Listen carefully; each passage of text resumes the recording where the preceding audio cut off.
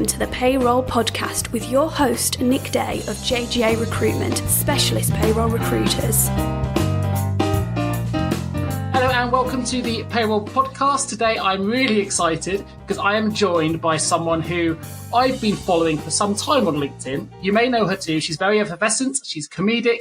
Some would say she's somewhat outspoken, but I'm joined by Katie Sharpe, who is Head of Payroll Services at Saffery. She's with us today on the Payroll Podcast. And for those of you who are not familiar with Katie, I advise you fire up your computers, fire up your laptops, have a look at your iPhones right now and go and find her on LinkedIn and click follow. Katie is a Senior Payroll Manager, as I say, and she's not afraid to speak out about the injustices and the pressures that those working in payroll feel every single day. She openly promotes positive change, which is fantastic. She wants to make the world of payroll a better place for us all. And what is really unique in Katie's case is she always manages to do it with a huge amount of humour, really good grace, and with a smile on her face. I'm really excited to have her on the podcast today. The hashtag payroll humour has become synonymous with Katie's posts. And I mention this because you'll find them in nearly everything that she writes on LinkedIn. She has a lot of comedic talents. I'm sure you'll see that come to fruition in this podcast as well.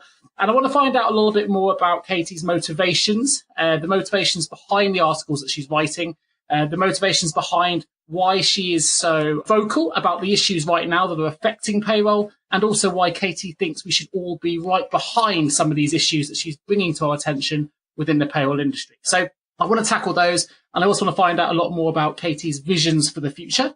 To give you some context to Katie's experience, she started in payroll with Northgate in 2008 and since held payroll managerial positions, Top Right Group and Bauer Media.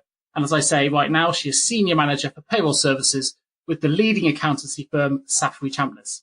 Katie has a wealth of skills across payroll, including gender pay gap reporting, payroll analysis, payroll legislation, tax, staff management, process improvement, and more. So without further ado, I'm super excited to have you here. So welcome, Katie, to the Payroll Podcast. How are you feeling? Thanks, Nick, for that welcome. A little bit pressured to be quite funny, I'm going to be honest, after that introduction. No, don't worry. I think it comes naturally too, so I think we'll be absolutely fine. So look, without putting you under any comedic pressure, let's go right down to basics. 5 quick questions. Let's set the scene a little bit for the listeners. Can you tell us a little bit more about, I guess, how you got into payroll, how your career journey started in payroll, and I guess what's led you to being with me on this Payroll Podcast now in 2019? Yeah, of course. I'm not one of those people that ever says I fell into payroll, which I think you'll find 99% of the community do usually say. I started as a trainee at Northgate when I was 18 years old. Right. And I had a really good education there at Northgate. They taught me all of the basics. And I think starting out in an outsourcing environment gave me a really firm foundation of what payroll entails. I was there for 4 years and got promoted to be an administrator. Whilst I worked there, I worked with Top Right Group. And when Top Right Group decided to take their payroll in-house alongside their HR service, they asked me to go with them. So that saw me go into London to go and work. So I spent a couple of years in London with Top Right Group as their payroll manager. It was one of those positions where it was called payroll manager, but I was the only person working it. So yes, I was managing a payroll, but it was just me. That was brilliant. It really exposed me to how finance worked alongside payroll, how HR worked alongside payroll, and gave me a lot more exposure, I suppose, to the strategic position that payroll can be in. And then due to family reasons, I'm based in Peterborough in my personal life. So I decided to come back this way. There was a position at Bauer Media, the HR and payroll systems manager position. So I came back to work at Bauer Media and was there for a couple of years. That was fantastic. Can I just say, working for a media company, you will never experience the social scene than you do working for a media company. Absolutely fantastic. I loved working at Bauer Media. I had a couple of years there and I definitely was more part of the HR scene. I got a lot of exposure to how HR works, very minimal payroll processing going on. I just oversaw the systems of what that looked like. Okay. And again, a lot more involved in the strategic position in terms of the reward strategy and different things like that.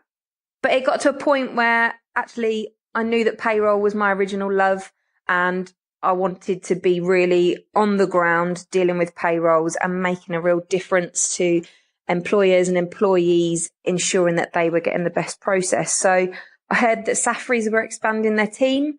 I hadn't ever worked in an accountancy environment before, and I thought, actually, this is the right situation for me. So I joined Saffery's in May 2017 as an assistant manager and was promoted twice last year onto manager.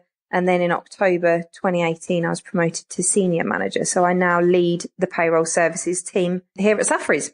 Fantastic. Well, I think it's a really great synopsis and a chronological view of how you've got to where you are. And a lot of people do wonder when they're working in the trainee or administrative level positions as they are now, how they take the next steps. But it sounds like the role you had at Top Right Group, which is in recruitment, I'd call that a sole payroll manager position. That gave you really good sort of 360 view of all aspects of payroll if you're the sole person responsible for it. I'm presuming in that role you were dealing with things like P11Ds and the year-end process yourself as well, or was that with finance? No, I was responsible for the P11D process. That's the one role where I worked with P11Ds. I can't say that I'd rush to do it again. Sure. But yeah, I got that experience, tick that off on my CV for the P11D process. And like you said about talking that through from the trainee position to where I am now, I think my career for me has definitely been about trying to touch base of everything that can happen in payroll and getting as much experience across that entire spectrum as possible.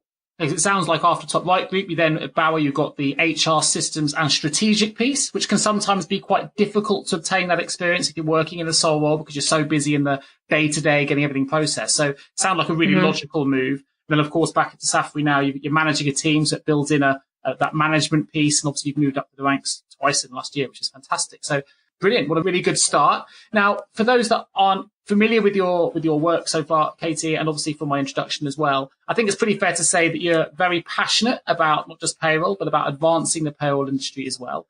I know that recently you actually went to the lengths of starting a government petition, which was all around payroll regulations to protect the industry from, and I quote in your article, you put cowboy payrollers.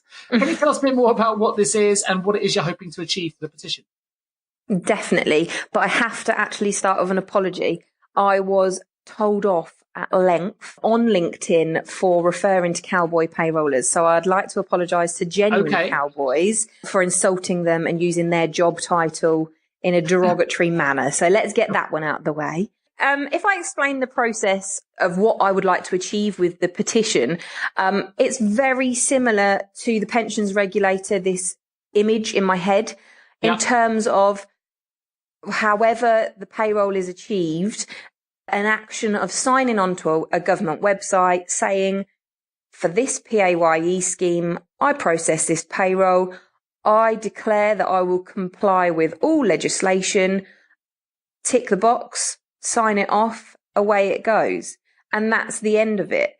But what it comes down to is then if you are going to process a payroll, you're not qualified, you don't have the experience or the support. If something goes wrong, you then actually have the responsibility of, hang on, you once said that you could comply with legislation. That's now not happening. We have fines in place. There's a naming and shaming process. So exactly the same consequences as what the pensions regulator dole out to people. I see it being extremely similar because the pensions regulator is so heavily tied in with the payroll industry. I don't see why it needs to be dissimilar. For me, it's about bringing in that responsibility. And I think I really need to be clear that I'm not saying that all payrolls need to be processed by an outsourcer or all payrollers need to be processed by somebody with the CIPP foundation degree. That's not what I'm saying. I'm saying that if you are going to process a payroll, you need to do it well. It needs to be 100% accurate, 100% efficient to the absolute T of the legislation, because at the end of the day, what is on that person's net pay will take effect of their whole life. But unless you're working in a voluntary situation, people don't turn up just for the pleasure of working for a business. It is about what is in their net pay. And as a payroller, we have full responsibility for that. I know so many cases of people that are running payrolls from their living room and doing it really well. That's not the people that I'm talking about. I'm not trying to target those. I'm talking about people that just have a stab at it. It goes wrong, and then somebody else needs to pick it up and try and deal with that situation for these employees who can be impacted for years and years if it isn't done correctly. Sure. No, I can completely understand that. I think, when you're dealing with payroll complaints, and we do complaints handling in recruitment, I'm sure you do it in payroll, when you kind of call you get, it's going to be someone saying my pay is incorrect. It's going to the nth degree, though, when someone calls you with concern, in their mind, they're saying, if there is an issue because there is a lack of regulation and there are people out there that are managing payrolls that perhaps shouldn't be, from the employee's point of view, they're going to go right to the nth degree and go, well, if my pay is incorrect, then I can't manage this bill. If this bill isn't paid, then this could happen, and maybe they'll take my house, or maybe my partner will leave me, or I can't afford the funding for X, Y, and Z. And they'll go to the nth degree because in their mind, an incorrect pay can actually change their world. Now, we know that in reality, it's very rare that one single payment will have that knock-on effect in one instance. But from the mind's eye of the employee, they'll always imagine it from a worst-case scenario. And if we can prevent that from happening and improve the accuracy and the efficiency of what's being delivered, then why would anyone really be against petition? It's kind of my view. I mean, the pensions regulator works really well. You all know anyway, I was in full agreement with this prior to this podcast. I signed the petition earlier than we even agreed to do a podcast today. Because the fact is, I think with you, the payroll industry should be regulated, as you say, like nearly all other financial industries are. I'm with it. I think if it ultimately improves the standards of the industry, then it's a good thing. As you may know, or others that have listened to these podcasts, I think there's something else. I think it does need some independent ministerial governance. I think right now we've got a Secretary of State for Work and Pensions and Amber Rudd, and we have a chance of the Exchequer and Philip Hammond, but neither of these ministers are really focused on payroll. So with that in mind, Katie, and with payroll contributing so much to the government economy, do you think having an independent minister, in addition to a payroll regulator, if you like, do you think that would also help improve the payroll industry? Yeah, I think it's a really interesting point, actually. I think when you consider, a lot of people will say, well, Amber Rudd covers that part of what we do. And actually, I think it's really important to point out that I don't think she does. I agree with you, Nick, that I think that there's a lot of going around when the government are considering things. Pension is such a high priority. The gig economy right now is such a high priority. Yeah. But payroll as a basic never really makes it that high up the agenda of when these things are discussed in the government. So I think it would be a massive improvement to the industry, but also a huge improvement to the employees that are actually doing the work and benefiting from the payroll industry's work as well. Sure. To know that there is somebody in government that is there primarily to protect their net pay, I think that would work wonders, not just for the industry, but actually for the entire working class of the UK. Yeah, and also what a great position to aspire to become if you're working in payroll and you have political aims and you want to get to the top of your profession, whether it's working in a capacity that supports that role or even in that role. I think it's something that with the amount of money that the payroll contributes to the economy, I think it would. And we're going to talk a little bit more later, I know, about the future of the payroll industry, so maybe we'll come back to this point. But talking about your articles, I read your recent one on gender pay gap reporting. I can see this is obviously something that you're really passionate about. In your article, it started with real optimism. I think you said it was a monumental step towards true gender equality for women in the workplace. Completely agree. But then you were genuinely excited. However, fast forward to the end of the article and it appears your excitement wanes a little bit. It diminishes as you can see that still not enough, in your opinion, has been done. I think you say at the end of the article that Ryanair had more bad press for introducing new luggage fees than they did for only employing 8 female pilots. Well, we're almost ready for the next set of reports, although you wouldn't know it because there seems to be very little news going out there at the moment about this, but it is due to happen. They're due in April. So how are you feeling now about the gender pay gap reporting, and what do you think the impact is going to be? I'm completely split. Half of me is still quite down about last year's results. I think we had a period of 3 to 4 weeks after the deadline where it was very much in the press. The press were using it to vilify certain employers and run through all of that. And lots of employers were coming out to justify the gap. I was really disappointed to see that not many employers were coming forward to say, okay, we hold our hands up. That's what happened. Now this is what we're going to do to change that. Sure. It just seemed that there was a lot of defensive behaviour rather than proactive. Okay, it happened. Let's draw the line and let's move forward.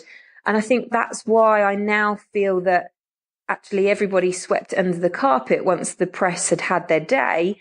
And now we're in a position where this time last year, we were all discussing it, what was going to happen, who had already put their figures out there, who hadn't, who wasn't going to do so. That conversation isn't even happening this year. We've not particularly seen many people being called out in terms of what's happened in the 12 months afterwards. So there's that side of me that's feeling a little bit down about what's happened so far. I think we really could have had a lot more activity around this. But there's also the other side of me that truly acknowledges that I do think that this is a 5-year process. I agree with quite a few people in the press that have discussed around, okay, the first year was about getting the figures out. Nobody truly understood this complex reporting requirement and what needed to be included and what could be excluded. So it was all around scrabbling to get that figures together. I think this second year will be more a slow process alongside the third year, another slow year of moving forward. And then I do believe that I think in the fourth and fifth year, we'll really start to see some of that start to go up. I mean, if you consider that if a department is entirely made up all male, if in this year they have managed to, and say that it's an industry that's predominantly male and has been for a very long time. Let's say plumbers, for example. If that department's got 8 males in that department and the company have done everything to recruit females in this last 12 months to really move those figures up, if they've managed to recruit 1 female, that's brilliant for them because actually they've had their first female, they've got somebody in the department, they've been successful, and they probably will continue that drive and continue to recruit more women into that industry. But for this first year, having that 1 woman in the department versus the other 8 men, their figures are going to look exactly the same, if not worse, Sure. because now there is a woman in place. So I think that really needs to be considered, that people may have put a lot of effort in this last 12 months, and we might not yet see that positive step forward in the final figures. I think the figures were quite basic, and I hope that the government will reconsider what that calculation looks like so that it can display the comparison, I suppose. I mean, on the website right now, you can only view one at a time. Sure. In terms of each year. And I know that you can flick back and forth. I think it will be a maximum of 3 years, but I think it would be a lot more beneficial to be able to view those side by side, to see where companies really have put the effort in. And here we're starting to see a slow flow of more women into the upper quartiles and even into certain departments where you haven't seen women before. So I think that there's a couple of things that the government can consider. So I'm very split on it at the moment in terms of, I think the press aren't hyping it up enough, and therefore it doesn't put as much pressure on it, some employers, to do things about it. And then the other half of me really acknowledges that some employers are putting a massive effort in. It just won't come out in their figures yet. I mean, the fact is, at the moment, there's still, I think there's less than 20 CEOs on the boards of the FTSE 250, which is a terrible figure. And actually what we do, obviously we do payroll recruitment, but we do marketing recruitment as well with our marketing division. And there was a study conducted by Marketing Week that came out only last week, a 2019 study. It's called you can Google it, it's called the 2019 Marketing Week Career and Salary Survey. But it showed there, and this is in marketing, which, you know, you mentioned plumbers before, but there's no reason in marketing there should be any disparity at all. But actually it showed there that women are still earning less than men across every single sector and every single level of seniority. I mean, there's just no justification for that in any way. No. But as you say, there's not enough information going out there highlighting these cases. I haven't seen anything go out about it. There seems to be so little hype about getting the reports done. It just seems a little bit strange. Definitely. I totally agree. So, gender pay gap reporting coming up in April. What are the other things you've got on your payroll side causing traffic? Well, obviously here at Saffery, we're a payroll bureau. So with the increased number of clients and PAYE references that we're dealing with, year end can be particularly taxing when you've got a higher volume of year ends to run through, P11D processes to run through, Sure. Supplementary pay runs.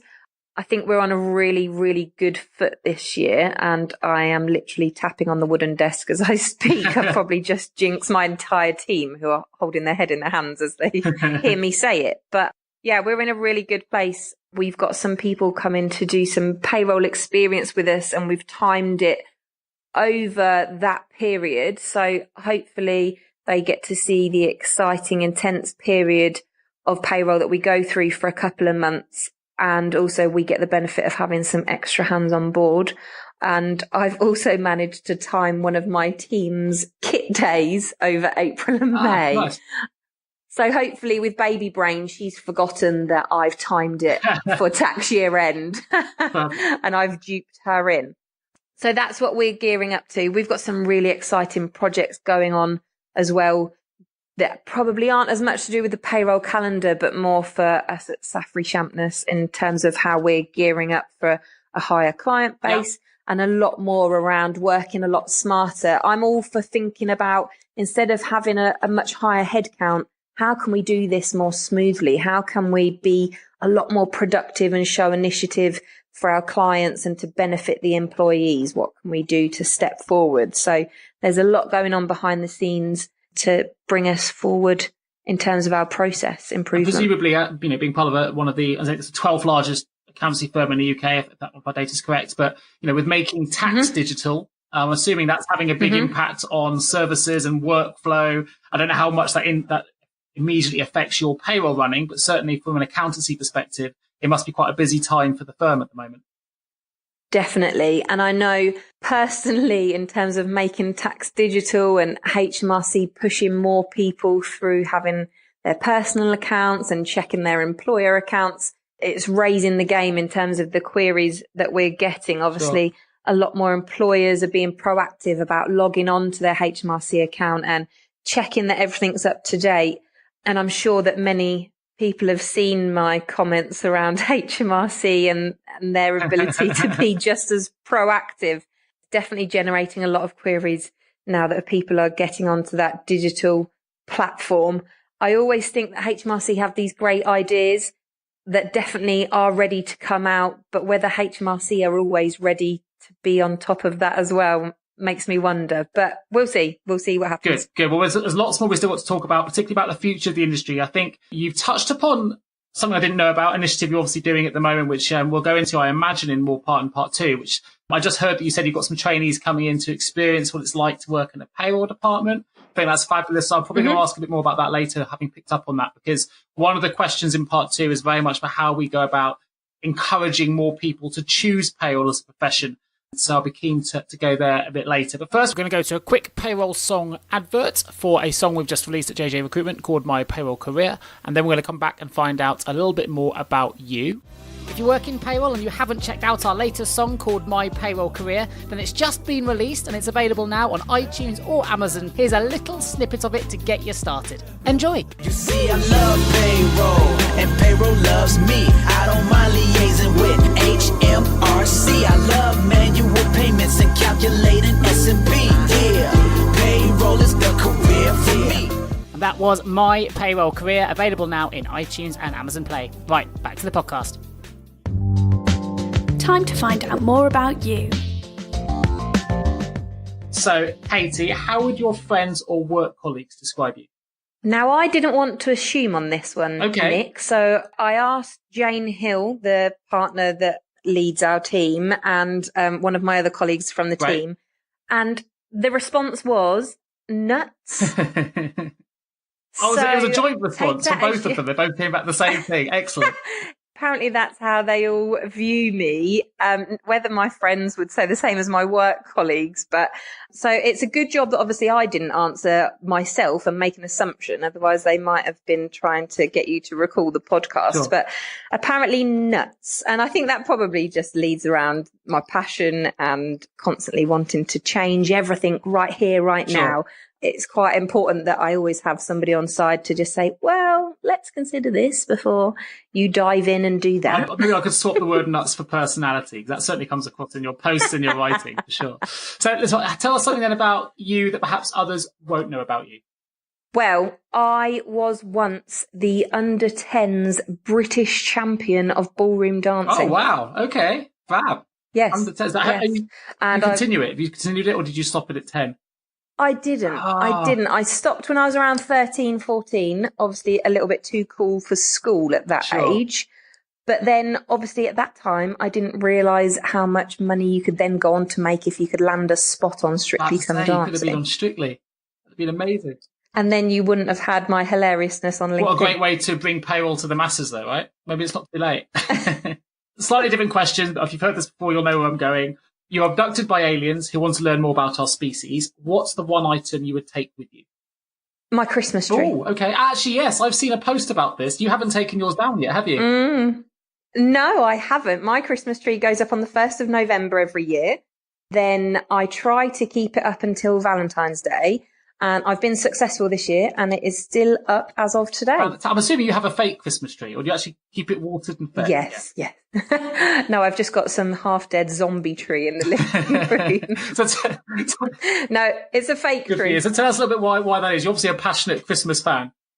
Christmas is my life. I am truly obsessed with Christmas. Christmas, everything. I'm actually getting married on the 27th of December this year. So all about Christmas for me. Not great news for my fiance that's probably listening in thinking, and she's still got the tree up now.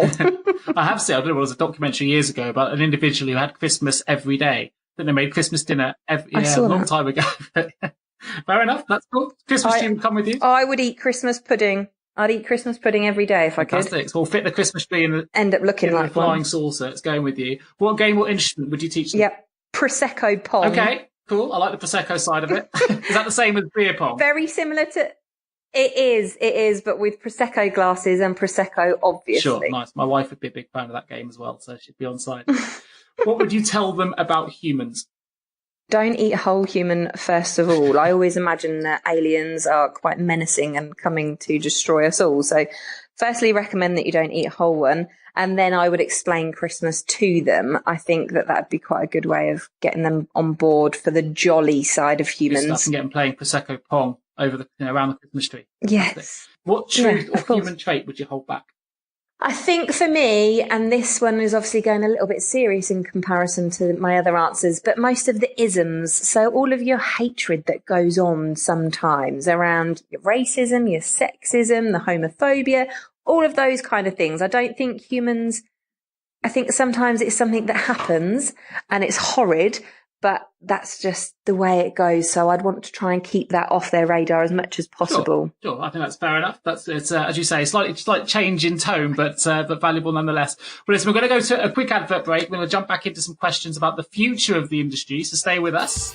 Einstein famously said that insanity was doing the same thing over and over again and expecting different results. We believe it's time to try a new approach to recruitment. JGA Recruitment specialise in recruiting the top 15% of payroll and HR talent using innovative 24/7 attraction strategies that are proven to improve quality of hire, candidate retention and return on investment. De-risk your recruitment process today and hire better talent faster with JGA Recruitment. Visit jgarecruitment.com to find out more. Katie, we've talked a lot about some of the changes you want to see happen in the future, and I want to keep to the future of payroll at the top of our agenda. So for these final questions, if it's okay, I would like to kick off with asking you why you think it is that businesses are struggling so much to recruit and attract Gen Z people. So that's those born between 96 and 2010 predominantly. Why are we struggling to attract them into the payroll profession? I think it's just around that age-old image of payroll that is still in people's minds. So the mystical big red button that's pressed once a month, the little old lady in the dusty corner of the office. Windowless office, tapping away, inputting the overtime each month and not really doing much else. For me, that's 100% of the reason why we struggle with getting that generation into the business. I think, funnily enough, I don't know if I should actually disclose this on a podcast, but this is absolutely true. When I started in payroll recruitment 17 years ago now, when I was first, introduced in how I should approach a payroll manager, I was always told to remember that the person you're speaking to is likely to be in a back office function. They don't get any calls or interaction with any other function. The only call they do get will be a complaint. And they'll be really thankful for your call, because although it's a sales call, it won't be a complaint. Just remember to be very empathetic when you speak to them. And that was literally how I was told to approach payroll managers when I first started. So I do think I do think it's moved on an awful long way since it was when I first started in the payroll industry. But I agree with you. Like, why is it, do you think then, that we're struggling to really remove that stigma or those associations of old school, stuffy environment, when really the reality is nothing like that anymore? Why do you think it's staying, and what do you think we can do to remove it? I don't think those of us that are working within the industry speak up enough about what we are actually doing. I think that because we're in such a deadline environment, so if you're working on a weekly payroll, you are literally hour by hour, minute by minute churning away. And your job in the last 10 years since RTI, since auto-enrollment, since gender pay gap has changed so astronomically that who in payroll has got the time to actually sit down and spend the time and say, actually, my job has completely changed. I deal with all of these things.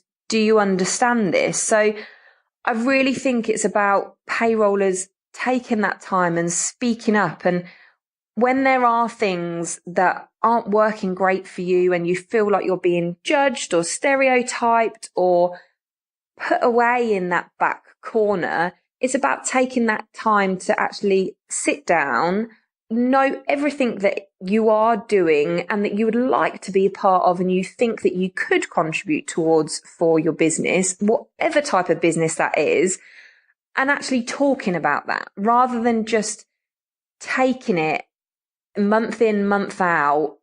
It's about speaking up and being transparent and putting yourself out there.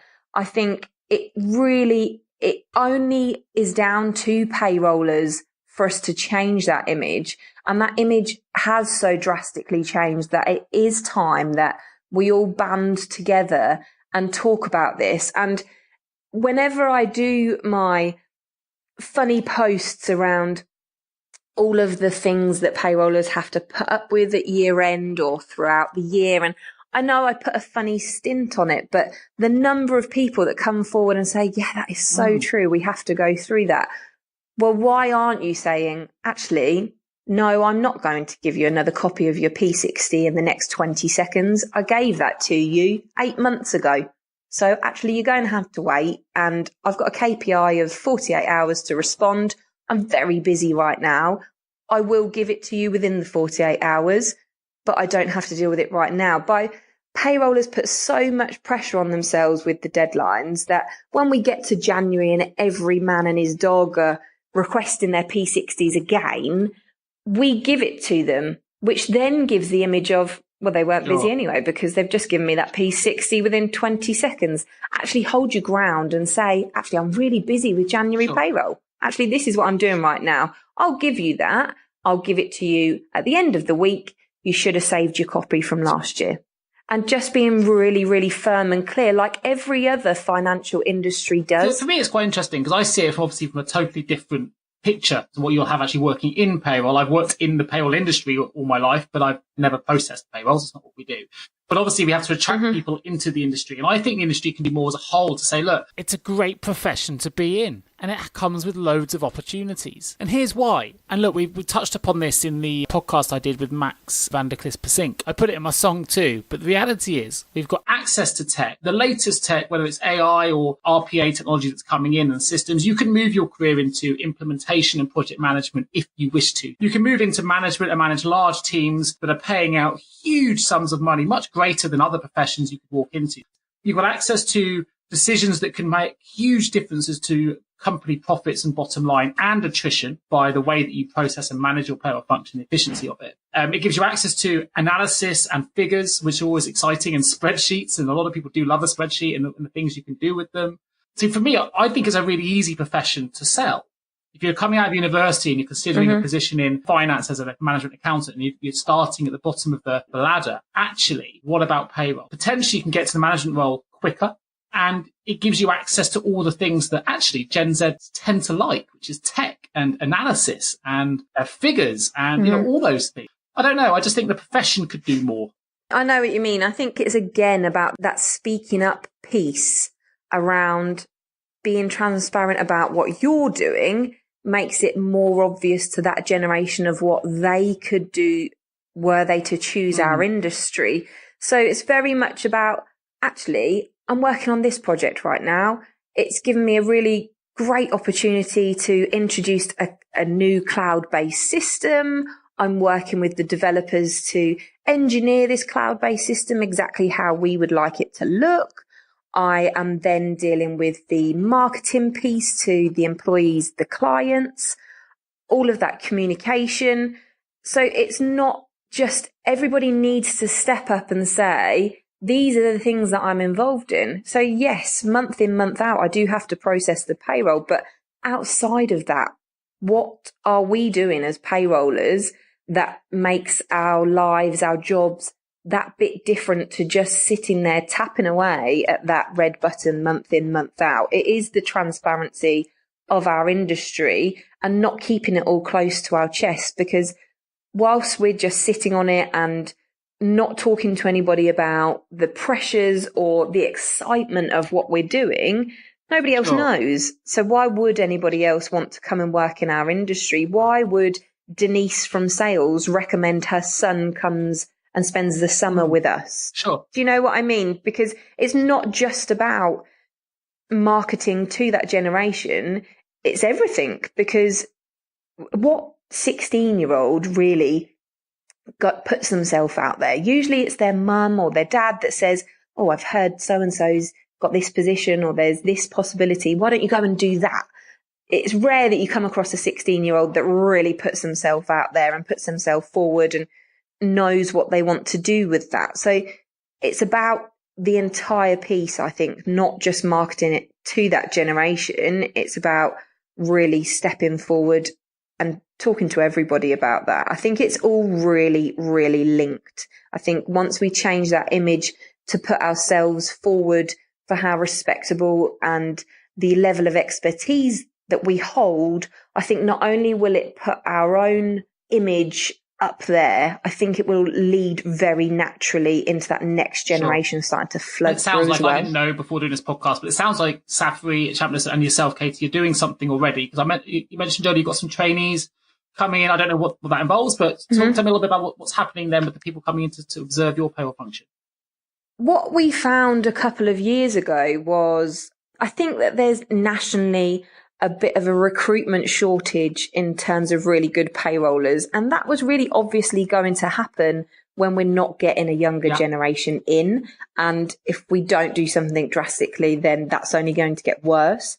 So we found that we were struggling to recruit at a higher level. So we thought, right, let's stop that. What we're going to try and do is bring in these trainees. We will train them ourselves and we will get them to promote through the ranks and move on up into those senior positions. And by doing that, we found it easier to recruit because being able to have the transparency of this is really what your career could look like, that really encourages people to come forward. When you're recruiting people and saying, oh, come and work for us as an assistant manager, and we've already got a senior manager and 2 managers, people kind of think, well, where am I going to go next? If you're bringing in trainees and saying the sky literally is the limit, people are a lot more forthcoming. It makes it easier to train because you're training your processes, your way, your systems. You don't necessarily have that backlog of that experience of different ways of doing it, which I think sometimes can muddy the water. And you're also making sure that you've not got that bottleneck at the top. So we've had some really, really successful recruits in the last 2 to 3 years. And not just necessarily that younger generation. We've had some mums that wanted to return to work and really, really were very excited to get on board with a career. So that's really exciting to be able to be a part of that. Yeah, so in the next, I think it's the next 4 weeks, we've got a trainee coming to us, and Safferys are a training firm. So every September they have their graduates come on for the accountancy side of things. Now, at this time of the year, my team are extremely busy. So if we've got some graduates that are potentially free from around now and they're not going into the graduate scheme with Safferys until September, then obviously for me, not only having that younger generation in and giving them the experience of payroll, we benefit from that. But I think that it's really important that people on the other side of the financial sense get that payroll experience, because then you've got accountants that actually really understand and appreciate what payrollers do. You've got finance managers that get what we're doing. And I think it just then broadens again that image of what payrollers are doing. You've got first-hand experience of these coming through and how they perceive payroll. So if you had to describe the payroll industry yourself versus how you think the Gen Z see it, how much do you think the image would differ from the reality? Hugely. I don't think that you could get any further on the spectrum. I think, if you know me, so payroll is my passion, and this industry, I've worked in it since I was 18. I will always work in payroll. It is my career. I chose this as my career. I did not fall into it. I love this industry. The fact that I get to deal with the employees, I get to deal with the employers, I get to help them with their strategic position on gender pay gap reporting, auto enrollment, thinking about how they're going to move forward with their next year's payroll and looking at that. Just the absolute huge breadth of what I get to be involved in. And especially then as a senior manager, I'm helping my team build on their careers, their experience, their training.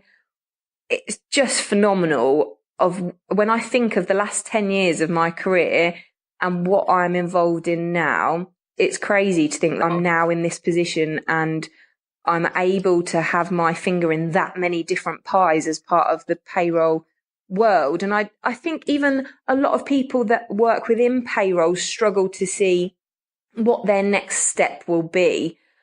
It's definitely achievable, and there is so much possibility for payrollers to move forward and keep their career within payroll while still getting the experience and the change throughout that. So, like I said before, I think the younger generation, when they hear the word payroll, they just think of somebody's nan working in a hidden away office, just tapping away, and that's not. And it's what you say is true for me as well. I'm not a payroll person, but my industry's always been payroll. I don't see myself leaving the payroll industry as a recruiter. As what I know, as what I've always done, and I think I'll be in it for the foreseeable future for me as well. And you're talking about people don't know where to go in their careers. Well, there are specialists. I'm going to plug myself for a moment, but there are specialists out there that can help you with those moves.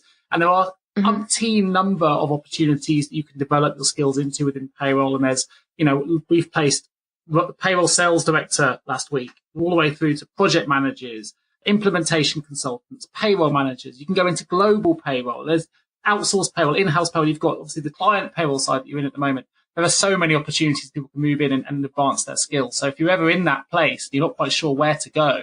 Now, there are people out there like myself and many others as well who can help you with that journey. So rather than leave the industry, which sometimes people do because they can't see a way out, get in touch or even speak to Katie on LinkedIn or whatever it might be. There's lots of, vocal people out there like myself and Katie who would, I'm sure, be very happy to help. So do reach out if you're in that position. But moving forward, after reading the CIPP's Future of Payroll Survey Report 2019, which is a great report, I'll put a link in the episode notes for those that haven't seen it. It's free to access. You said you thought that you were, and I'll quote, a radical lone wolf with some of your observations. Okay, but that was in relation to the future of payroll until you read the report. So with that in mind, what are your predictions for the industry, Katie, over the next 12 to 18 months?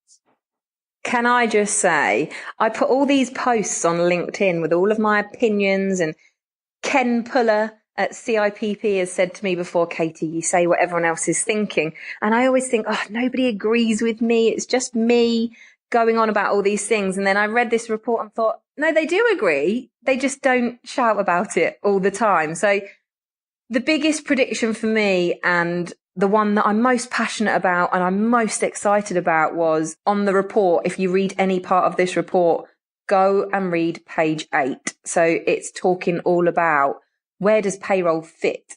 The question is human resource or finance, but we are now getting a stream of people coming through that are saying, no, we don't fit into human resources. Sure. And we don't fit into finance. We are payroll and we are standalone, and we'll work alongside finance and we'll work alongside HR, but we don't work for you. We are our own being. And that really excited me that we're now starting to get this stream. So I'm really hoping that when we get the report next year, that number takes over one of the others, preferably HR. I actually, you may have seen it. I did an article on this as well before the report, it was about 6 months ago, about where it sits.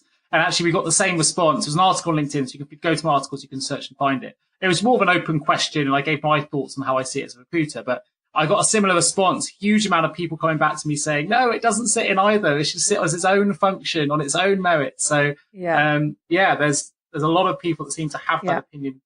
Yeah, and I think, again, if you are part of a payroll department that is sitting within HR or it's sitting with finance and you don't think it belongs, write down your reasons. Don't just sit and moan about why it doesn't belong or why you don't like working as part of that department.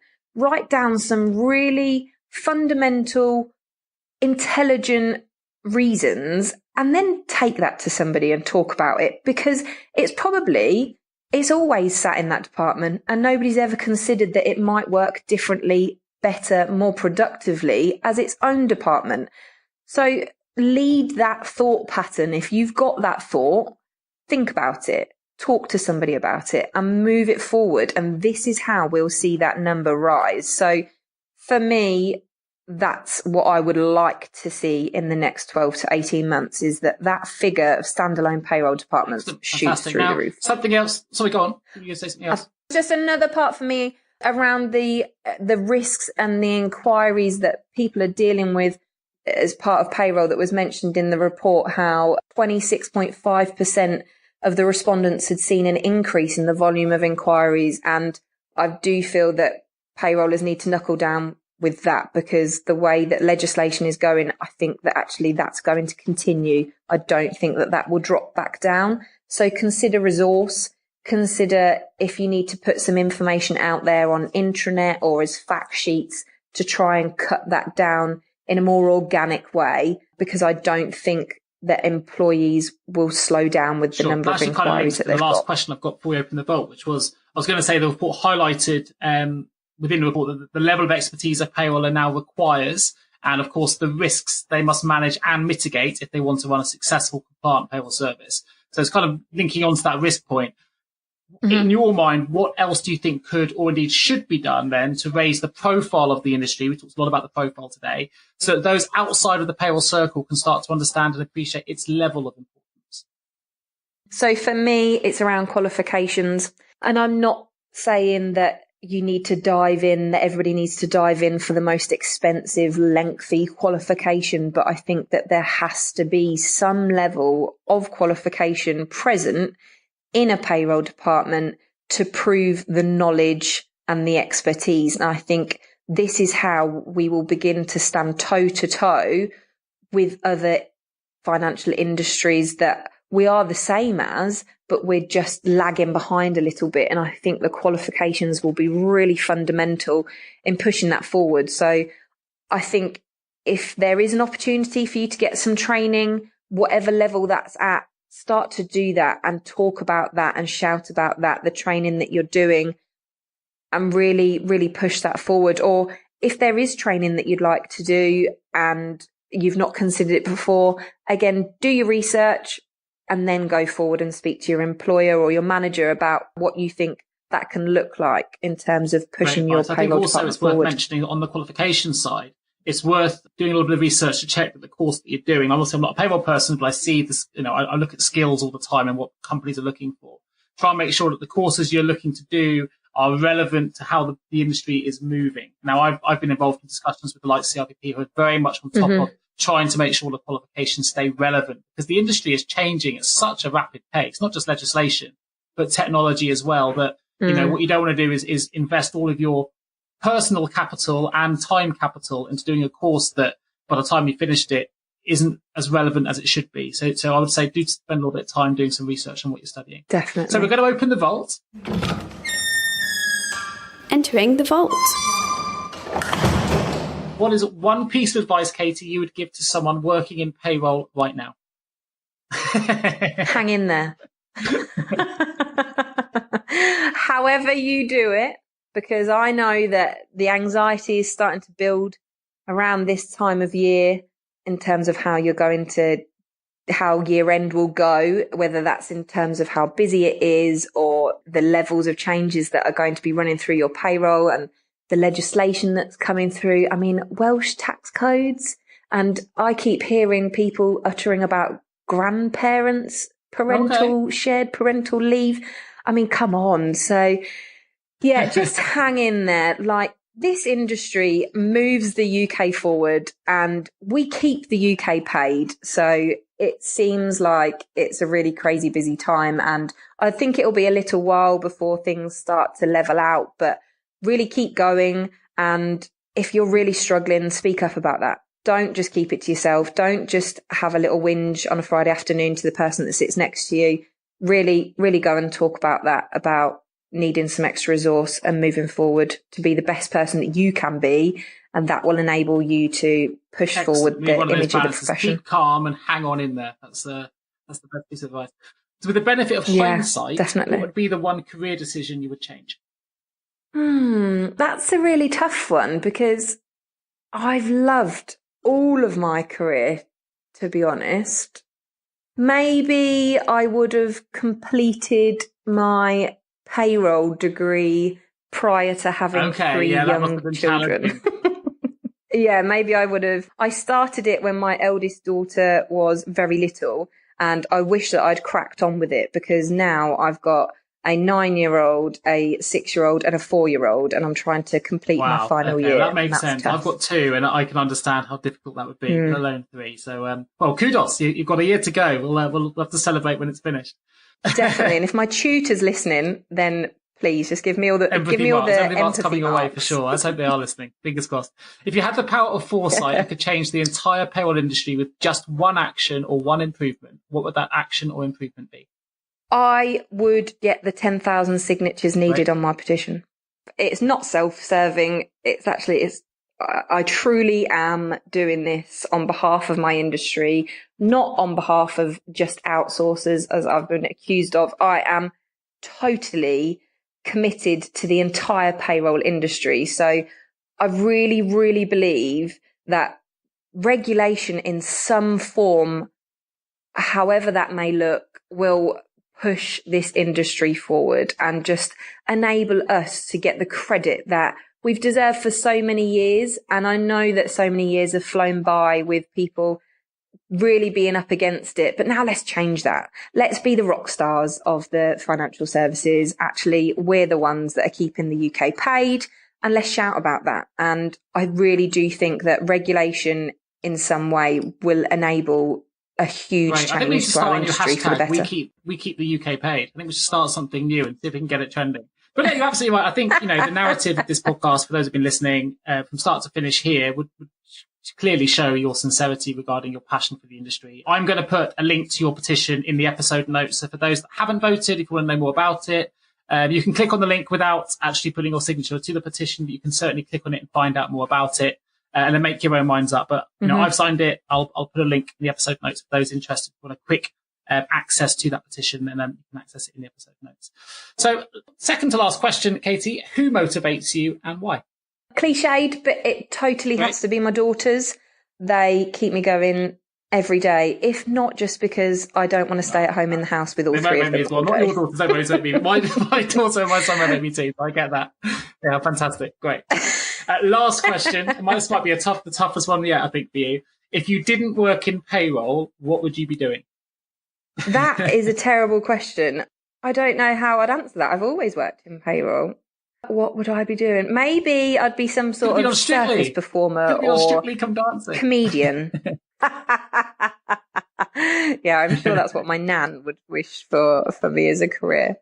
But yeah, maybe something quite performery. I love public speaking and all of that kind of thing. So maybe something along those lines. Fantastic. Well, it's been an absolute pleasure having you on the Payroll Podcast. I've been really excited about doing this one today. As you know, I'm a huge follower of all of your posts. We often share each other's posts on LinkedIn as well. We're trying to, hopefully, both of us trying to raise the profile a little bit in our own little ways. But if anyone isn't following Katie on LinkedIn, then I will put a link in the episode notes to a LinkedIn profile. Go to the profile. You can get in contact with Katie. Obviously, you can follow her as well so you don't miss any further posts. So I'll make sure those links are in the episode notes. I'll also put a link to the Futures Report, which was released by the CRPP, and the petition as mentioned. And I will also put a link to Saffery.com, Saffery.com, which is where Katie works. It's worth mentioning that Saffery Champness is, I think, the 12th largest firm of chartered accountants in the UK. That's based on the Accountancy Age Top 50/50 survey. Huge turnover. They offer a range of accountancy services. If you're interested in the business, take a look at their website as well. But otherwise, I think we are just about covered for today. So a huge thanks, Katie, for joining us. Thank you for having me. Absolute pleasure. And I look forward to speaking to everyone again in a couple of weeks.